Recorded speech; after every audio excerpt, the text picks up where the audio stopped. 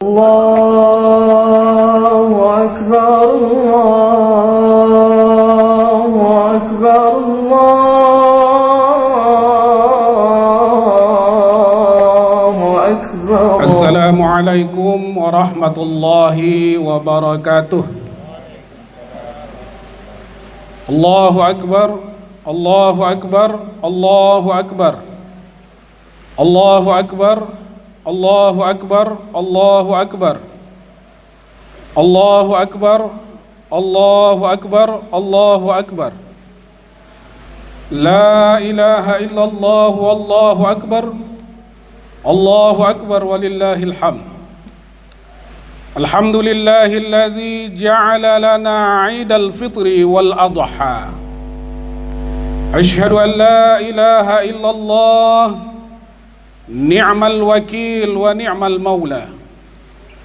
وأشهد أن سيدنا محمدا عبده ورسوله ومن ينكره فقد ضل ضلالا بعيدا.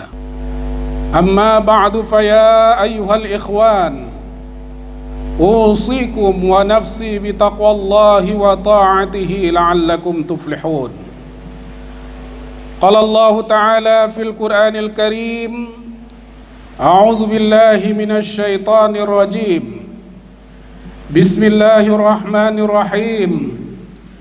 ولله على الناس حج البيت من استطاع إليه سبيلا ومن كفر فإن الله غني عن العالمين. وقال أيضا: إنا أعطيناك الكوثر فصل لربك وانحر إن شانئك هو الأبتر. صدق الله العظيم.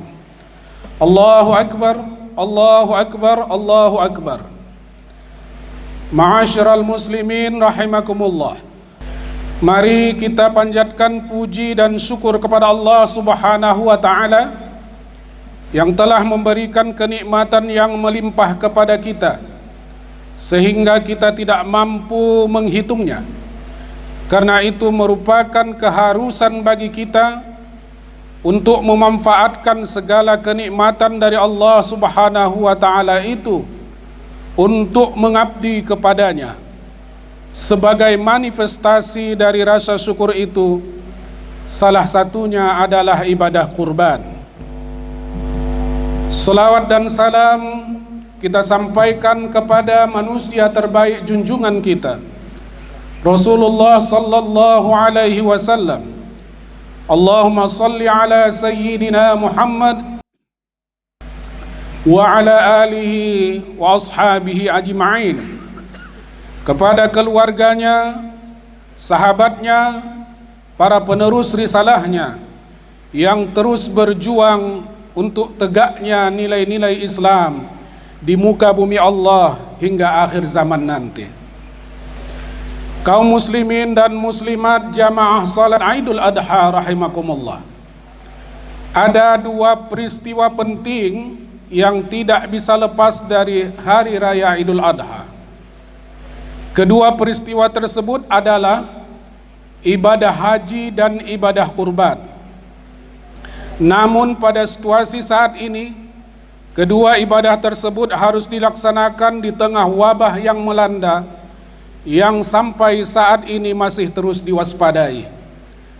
Tentunya hadirin sekalian, ketentuan Allah Subhanahu wa taala ini tidak boleh serta-merta menurunkan semangat spiritual kita sebagai umat Islam.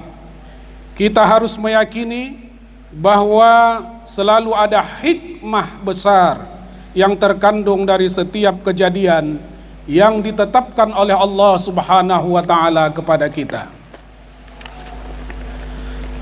Seperti kita ketahui bersama bahwa akibat wabah yang melanda di berbagai belahan dunia, jamaah haji Indonesia tahun ini tidak berangkat ke tanah suci. Hal ini dilakukan pemerintah untuk menjaga keselamatan jiwa jamaah. Pemerintah Arab Saudi pun tidak mengizinkan jamaah dari luar negara untuk menjalankan rukun Islam kelima ini. Hanya warga Arab Saudi dan warga asing yang berada di Arab Saudi saja yang diperkenankan melaksanakan ibadah haji, dan itu pun dengan pembatasan jumlah dan peraturan yang sangat ketat. Terkhusus bagi saudara-saudaraku calon jamaah haji tahun 2020, keputusan ini tentu sangat berat untuk diterima. Setelah sekian lama menunggu antrian kuota haji dengan berbagai macam usaha untuk melunasi ongkos naik haji, namun gilirannya saatnya berangkat harus mengalami penundaan. Namun saya yakin dan kita yakin ada hikmah besar yang bisa diambil dari keputusan ini. Di antaranya adalah kesabaran dan kepasrahan, ketawakkalan kepada Allah Subhanahu wa taala. Allah Subhanahu wa taala berfirman di dalam surah Al-Anfal ayat 46, A'udzubillahi minasyaitonir rajim. Wasbir innallaha ma'as sabirin. Bersabarlah kalian, sesungguhnya Allah bersama orang-orang yang sabar. Hadirin jamaah salat Idul Adha yang dimuliakan Allah, kesabaran sendiri adalah sikap yang paling dibutuhkan dalam menjalankan ibadah haji. Dalam ibadah haji, kesabaran juga bisa menjadi ukuran mabrur atau tidaknya haji yang dilaksanakan. Hampir seluruh rangkaian ibadah haji membutuhkan kesabaran, mulai dari pendaftaran sampai dengan pelaksanaan kembali ke tanah air. Tanpa kesabaran jamaah haji tidak akan mungkin mampu melewati rangkaian ibadah yang memerlukan kekuatan mental dan fisik seperti tawaf, sa'i, wukuf di Arafah, dan melempar jamarat. Ini memberikan hikmah kepada calon jamaah haji yang ditunda keberangkatannya untuk semakin melatih kesabaran sebelum waktunya berangkat nanti.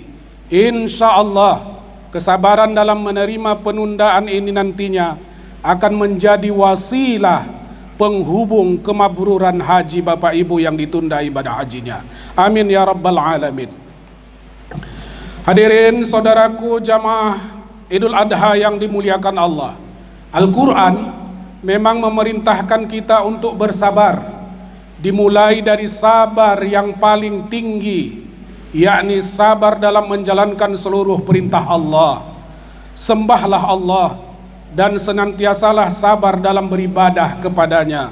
Surah Maryam ayat 65. Kemudian juga sabar dalam menjauhi seluruh larangan Allah, tidak mencuri, tidak korupsi, tidak berzina, tidak mengkonsumsi makanan dan minuman yang diharamkan Allah.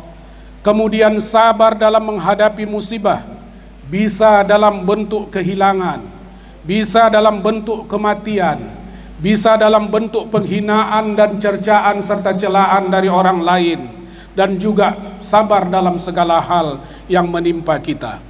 Allah berfirman, wasbir ma'asabak, sabarlah terhadap apa yang menimpamu. Sabar, saudara-saudaraku, memang akan mengindahkan kehidupan dan akan mengantarkan seseorang kepada hal yang terbaik di dalam kehidupan ini. Allah memerintahkan kepada kita untuk senantiasa meminta dengan kesabaran dan salat. Wasta'inu bis sabri was salah, kata Allah, minta tolonglah kepada Allah dengan sabar dan salat. Hadirin saudara-saudaraku sidang jamaah salat Idul Adha yang dimuliakan Allah, hikmah kedua adalah kepasrahan dan ketawakkalan kepada Allah Subhanahu wa taala. Terkait dengan hal ini, Allah pun telah memberikan panduan. Jika kita telah memiliki tekad bulat dalam melaksanakan sesuatu, maka kita harus pasrah diri kepada Allah Subhanahu wa taala. Hal ini termaktub dalam surah Al-Imran ayat 155. A'udzubillahi minasyaitonir rajim. Fa idza azamta fatawakkal 'ala Allah, innallaha yuhibbul mutawakkilin. Apabila engkau telah membulatkan tekad untuk melaksanakan sesuatu, maka bertawakkallah kepada Allah. Sesungguhnya Allah mencintai orang-orang yang bertawakal. Dengan ditundanya haji tahun ini, para calon jemaah haji harus yakin dan tawakal kepada Allah, karena juga ini merupakan ketetapan Allah. Haji sendiri adalah ibadah yang harus diawali dengan kepasrahan dan ketawakalan, karena harus jauh meninggalkan orang-orang yang dicintai, harus berjuang menyelesaikan rangkaian kewajiban dan rukun haji. Kain ihram warna putih yang dipakai jamaah pun sudah menandai bahwa para jamaah haji pasrah atas takdir Allah, seperti mayit yang terbungkus di kain kafan. Dengan kepasrahan ini tentunya akan menjadikan para calon jamaah haji lebih tenang dalam beribadah, pasrah dan tawakal setelah melakukan upaya yang maksimal dalam semua urusan. Allahu Akbar, Allahu Akbar, Allahu Akbar, walillahil hamd. Jamaah salat Idul Adha rahimakumullah. Ibadah kedua yang kita lakukan di tengah wabah ini adalah ibadah kurban. Di tengah problema seperti ini, ibadah kurban akan lebih bermakna dan terasa bagi masyarakat ekonomi lemah. Selama pandemi, berbagai sektor tidak terkecuali sektor ekonomi ikut terkena imbas. Banyak masyarakat kita yang tidak bisa memenuhi kebutuhan hidupnya karena harus kehilangan mata pencaharian. Kurban bisa menjadi bukti kepekaan sosial masyarakat mampu terhadap yang tidak mampu, yang lemah. Kurban semakin memberikan kesadaran kepada kita bahwa harta yang kita miliki bukanlah milik kita. Harta dan materi di dunia hanya titipan Allah Subhanahu wa ta'ala, yang di dalamnya terdapat hak orang lain. Kenikmatan yang kita rasakan tidak akan berkurang sedikit pun ketika kita harus berbagi dengan orang lain melalui penyembelihan ibadah kurban. Kita harus menyadari bahwa sesungguhnya hakikat memberi adalah menerima dari Allah Subhanahu wa ta'ala. Hadirin saudaraku sidang jamaah salat Idul Adha yang dimuliakan Allah. Manusia tidak perlu khawatir karena nikmat Allah sangatlah banyak. Karena banyaknya nikmat Allah, kita tidak akan bisa menghitungnya. Allah Subhanahu wa ta'ala berfirman, A'udzubillahi minasyaitonir rajim, wa in ta'uddu ni'matallahi la tuhsuha, innallaha laghafurur rahim. Dan jika kamu menghitung-hitung nikmat Allah, niscaya kamu tidak dapat menentukan jumlahnya. Sesungguhnya Allah benar-benar Maha Pengampun lagi Maha Penyayang. Dengan pengorbanan harta melalui hewan kurban ini, kita juga akan mampu semakin dekat dengan Allah Subhanahu wa ta'ala. Karena selaras dengan makna kurban itu sendiri yang berasal dari bahasa Arab al-qurb, yang artinya adalah kedekatan yang maksimal kepada Allah Subhanahu wa ta'ala.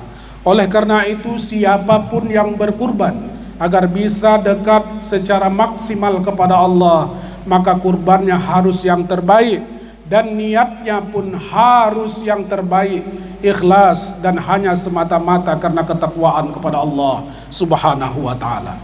Saudara-saudaraku, ingatlah ketika dua putra Adam alaihi salam berkurban, watslu alaihim naba abnai Adam bil haqq idz qarraba qurbanan fataqabbala min ahadihima wa lam yutaqabbal min al-akhar qala la aqtulannaka qala innama yataqabbalu Allahu minal muttaqin. Ingatlah, di dalam ayat ini Allah menjelaskan putra Adam, Qabil dan Habil pernah menyembelih kurban. Yang satu diterima dan yang satu tidak diterima. Yang diterima adalah kurbannya Habil dan yang tidak diterima adalah kurbannya Qabil.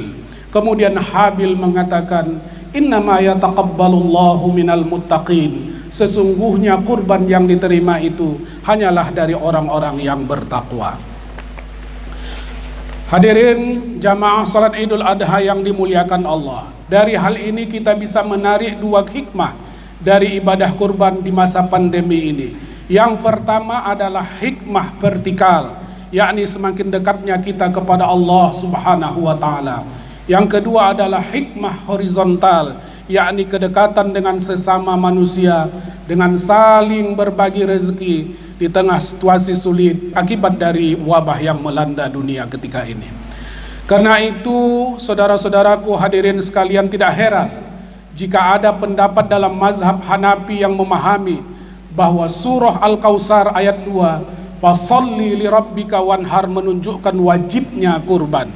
Kemudian hadis riwayat Ahmad dan Ibnu Majah yang mengatakan, siapa yang memiliki kelapangan tetapi tidak berkurban, maka jangan mendekati musalla kami. Artinya ada ahli hadis yang mengatakan makna hadis ini adalah jangan lagi tinggal di muka bumi ini. Ini adalah ancaman dari Rasulullah yang menunjukkan kewajiban tersebut. Kemudian Nabi SAW di masa hayatnya tidak pernah tidak melaksanakan ibadah kurban.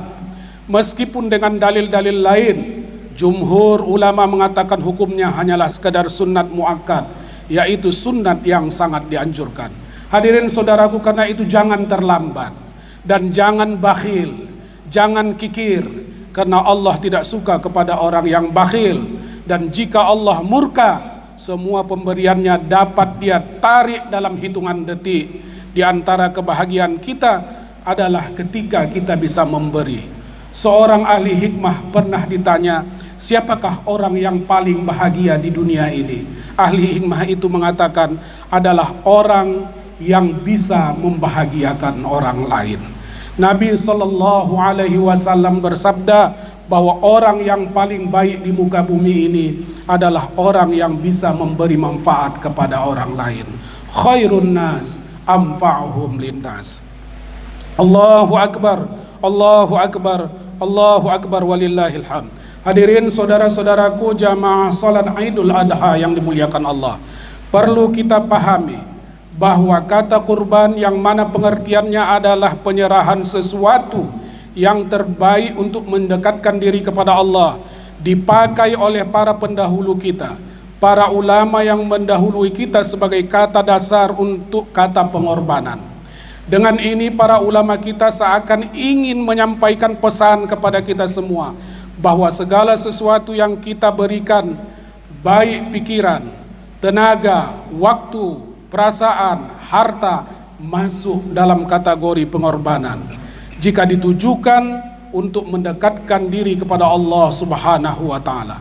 Pada kata berkurban dan pengorbanan ini kita diajarkan untuk selalu memberi sumbangsih yang terbaik kepada bangsa, negara, agama, masyarakat, umat, keluarga, teman, bahkan diri kita sendiri.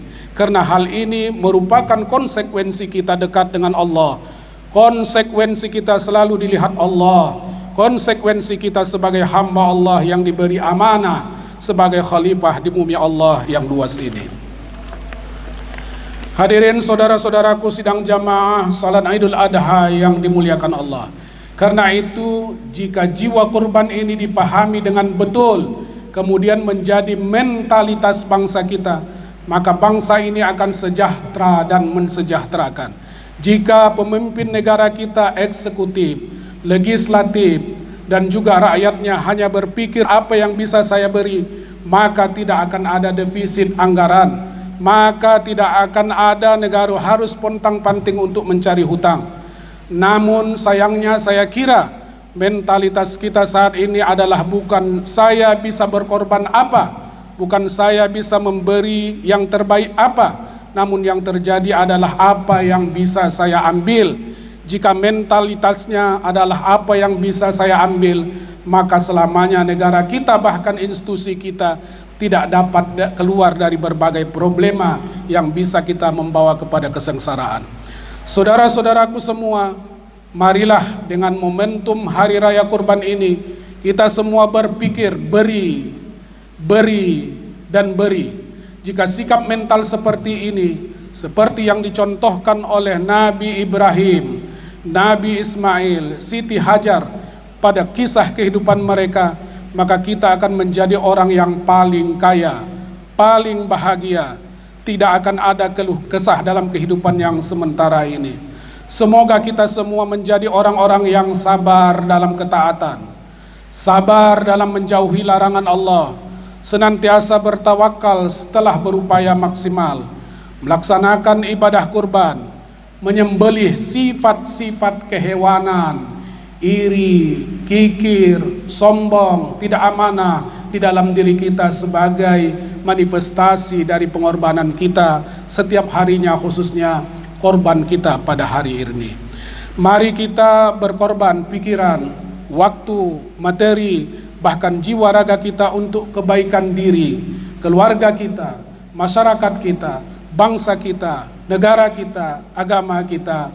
Mudah-mudahan kita semua menjadi indah, selamat di dunia dan selamat di akhirat. Amin ya rabbal alamin.